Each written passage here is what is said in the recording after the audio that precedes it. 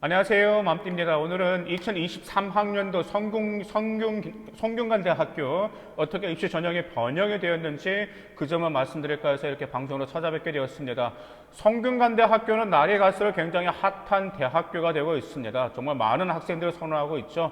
성균관대학교는 특목고 자사고로 선호하고 일반고도 선호하고 누구나 선호하는 대학교인데 2023학년도 어떤 주요 변경 사항이 있을까요?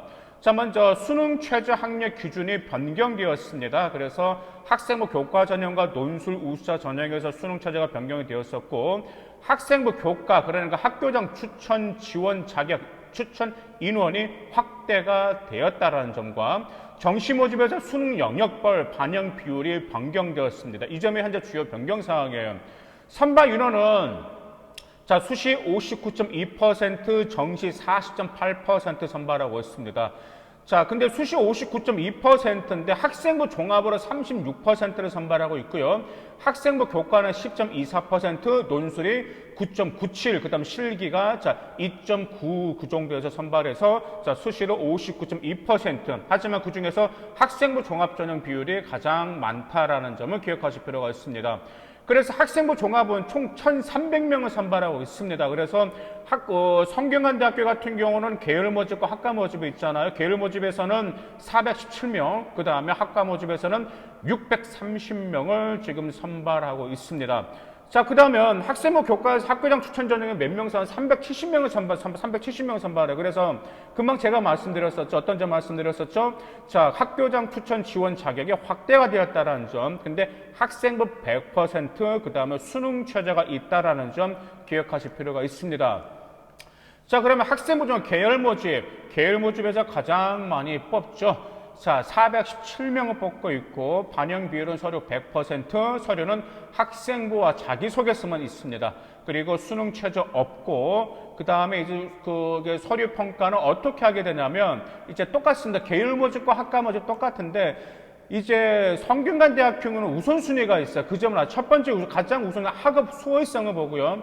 자, 두 번째가 학업 충실성, 그다음 세 번째가 전공 적합성, 네 번째가 활동 다양성, 다섯 번째가 자기주도성, 여섯 번째가 발전 가능성이에요. 그래서 성균관대학교에서 가장 우선순위로 판단하는 것은 학업 수월성이기 때문에 학교 내신에 있어서 그 다음에 비교과에서 여러분의 그 탐구 역량, 그 다음에 수상 경력에서도 학업 역량과 수월성을 반드시 보여줄 필요가 있다라는 점 성균관대학교 지원 학생들 꼭 기억하시기 바라겠습니다. 자, 학과 모집 630명을 선발하고 있습니다. 똑같이 서류 100%, 그 다음 학생부와 자기소개서만 들어가는데, 의예와 교육과 그 다음 한문교육, 수학교육, 컴퓨터교육, 스포츠, 과학은 면접 20%가 들어가고 있습니다. 마찬가지로 학과 모집 역시 수능 최저가 없습니다.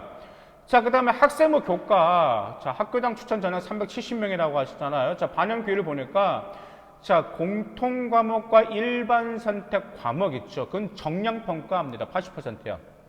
그러니까 여러분들 공통과 일반 선택 과목 있잖아요. 그 정량평가 80%인데 진로 선택 과목과 전문 교과 과목 같은 경우는 20%인데 이것은 정성평가를 하고 있습니다.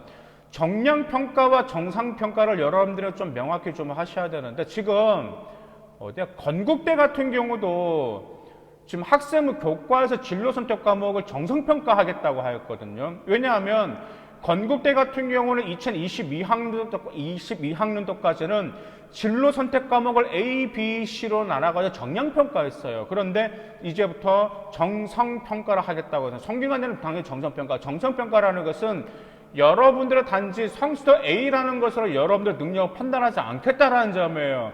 과세특입니다, 바로. 과세특을 통해서 여러분들을 정성평가하겠다라는 건데 일반적으로 진로 선택 과목은 여러분들의 거의 심화적인 과목이 많이 들어갑니다. 그래서 여러분의 진로와 관련된 선택 과목이기 때문에 그걸 단지 수업만 해서는 안 되고 여러분의 진로를 해서 얼마나 많이 심화시켰는지 그 탐구 역량을 진로 선택 과목 과세특에서 반드시 보여줄 필요가 있어요. 그럼 어떻게 해야 될까요? 간단합니다. 여러분들 진로 선택 과목이 듣는 과목 있겠죠? 그 과목과 관련된 여러분의 진로와 관련된 과목의 그 소재 있죠? 그 소재를 심화시켜서 어떻게 더 발전해 나갈 수 있을 것인지를 진로 선택 과목에서 보여준다라면 좋은 정성평가를 받을 수가 있습니다. 그 다음에 또 하나가 있습니다. 진로 선택 과목을 선택했잖아. 그러면 왜 그 과목을 선택했는지 그 지원 동기도 나와줘야 되겠다. 보고서를 작성하니까. 그러면 그 호기심을 충족시키기 위한 노력이 나와야 돼요. 그래서 간단합니다. 일단 그겁니다. 진로 선택 과목에서 무엇이 나와야 된다는 점이에요. 여러분들의 진로와 관련된 어떤 교육 과목 소재를 끄집어내서 진로 심화 보고서라든지 탐구 역량을 보여주는 방법이 있고, 그 다음에 직접 호기심을 충족시키는 과정을 보여줄 수 있게 해서 독서활동 상황이나. 일단 세 번째 무엇이 있냐고요? 네, 맞습니다. 여러분들이 진로 선택 과목은 상당히 난이도가 있는 과목들이란 말이야. 그러면 난이도가 있는 과목에서 어떤 어려움을 극복했는지를 통해서 여러분의 발전된 역량, 이런 점들을 통해서 좋은 정성평가를 받을 수가 있습니다. 이 점 꼭 좀 기억해 두시기 바라겠습니다. 그러면 이 점은 말 그대로 과세특의 기록이 좋아야 되겠죠. 여러분들이 종종 이 과세특 기록에서 굉장히 많이 망설이는 학생들이 있어요. 단지 수업에 충실하는 것도 중요하겠지만 여러분들이 발전해 나가는 과정을 다 보여줘야 됩니다. 과세특에. 왜 과세특이 중요한지 아세요? 여러분들 그게 정성평가에서 뭘 평가하냐면 학업 역량 평가하죠, 전공 적합성 평가하죠, 발전 가능성과 인성을 평가한단 말이에요. 이 네 가지는 학종에서 평가하는데 이 정성평가 이 네 가지는 과세특에서 다 보여줄 수가 있습니다. 자, 그렇기 때문에 과세특이 굉장히 중요하겠죠.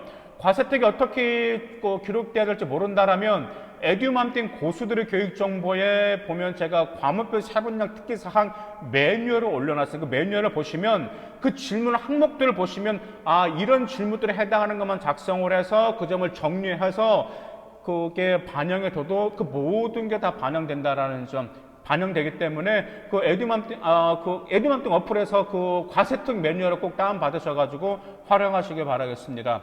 자, 그 다음에 교과전에 수능 최저가 있다라고 해서 인문계, 그 다음에 인문계 같은 경우는 국수형, 그래서 사탐, 과탐. 근데 탐구가 2개 과목이고 한국사 당연히 들어가겠죠. 자연계 같은 경우는 국어, 수학인데 수학은 미적분과 기하 둘 중에 하나, 그 다음에 영어, 그 다음 과탐은 2개 과목과 한국사입니다.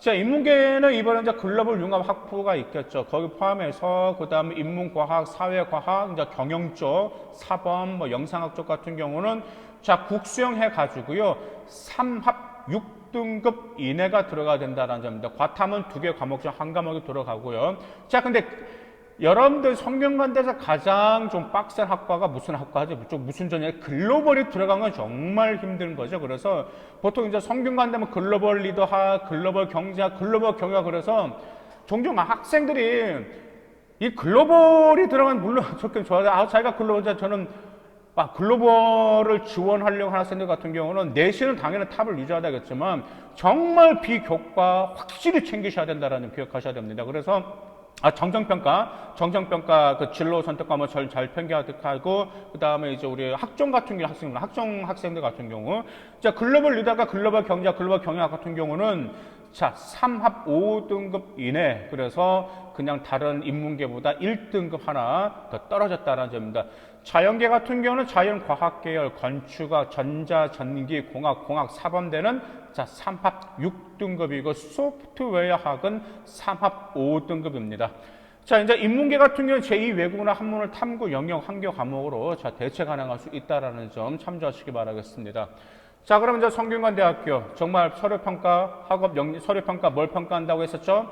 학업 역량, 자기주도적인 학습, 전공에 대한 관심과 열의, 그 다음에 그거죠. 성균관대학교 하면 절대 빠지지 않는 건 뭐죠? 글로벌 리더로서의 성장 가능성입니다. 그래서 글로벌 리더를 굉장히 많이 선호한다라는 점, 그 점 기억하실 필요가 있어요. 자, 그 다음에 이제 좀 교과 성적이 좋아야 되냐? 이제 종종 그런 학생들이 자기가 일반 고입니다. 근데 이제 내신에 1점대, 자기 성균관대 붙을 수 있겠지라고 생각했는데 떨어지는 학생들이 있습니다. 왜 떨어질까요? 성균관대 마찬가지로 교과 성적을 기계적으로 수치하지 않습니다.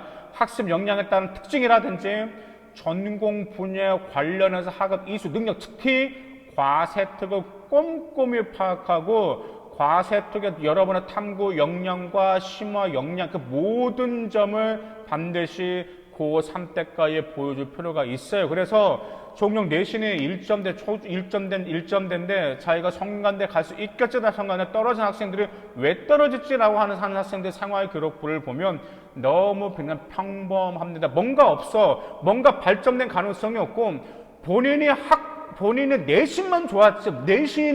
내신은 좋은데 과세특에서 그 내신을 받쳐줄 만한 활동들이 없단 말이에요. 미미해요. 그냥 뭐냐면 이 점이에요.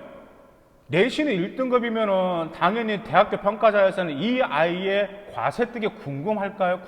당연히 궁금합니다. 그런데 과세특의 기록을 보면은 3, 4등급 학생들도 활동하는 과세특 기록밖에 없습니다.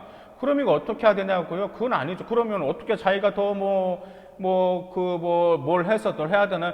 자기 진로 관련된 뭔가 활동을 창체 활동에서 보여주든지 아니면 최소 여러분이 지원하는 학과와 밀접한 과목 있잖아요. 그렇죠? 기계공학이라면 미적분과 물리잖아요. 그렇기 때문에 그 지원 학과와 관련된 과목은 여러분들의 심화 탐구 역량은 최소 보여줘야 된다는 점이에요. 그런데 그 점도 보여주지 않는다면 평가자가 여러분의 탐구 역량과 학습 역량을 어떻게 평가하겠습니까? 그 점 꼭 기억해 두시기 바라겠습니다. 그렇기 때문에 내신 등급이 높아도 비교과서울에서 불합격한 사례가 굉장히 많습니다. 자, 그래서 이제 성균관대학교 같은 경우는 이제 서류판까지 파악하는 학문 요약하면 이렇게 파악할 수 있습니다. 첫 번째, 전체 교과 성적 및 전공 관련 교과 성적의 우수성. 자, 두 번째, 관련 교과, 지원 학과와 관련 교과에 대한 어떤 강점, 탐구 역량, 그 다음 성적 추이, 그 다음 세 번째, 학업 관련 수상 내역입니다. 학업 관련 수상 내역이라고 그랬어요. 그런데 수상 내용들 내용을 본다라는 점입니다. 어느 정도 난이도가 있는 건지 그런 점들. 일단 관련 분야의 우수한 성과 관련 분야입니다. 그 다음 네 번째, 전공 관련 독서 활동, 전공에 대한 관심과 열혈 리더십을 평가하고 있고요. 다섯 번째, 탐구 활동, 그 다음 여섯 번째, 공동체 의식 및 협력, 그 다음에 일곱 번째가 역경을 통해서 발전된 과정, 그 다음에 최종적으로 객관적인 교사의 소견, 이런 점들을 성균관대학교는 평가하고 있습니다. 성균관대학교 모든 학생들을 선호한 만큼 그만큼 준비가 매우 철저히 돼야 됩니다. 그만큼 고1 때부터 준비를 미리미리 하는 학생들이어야 된다는 점, 그 점 기억해 두시고 내년 성균관대학교를 준비하시는 여러분들 꼭 파이팅 하시기 바라겠습니다. 감사합니다.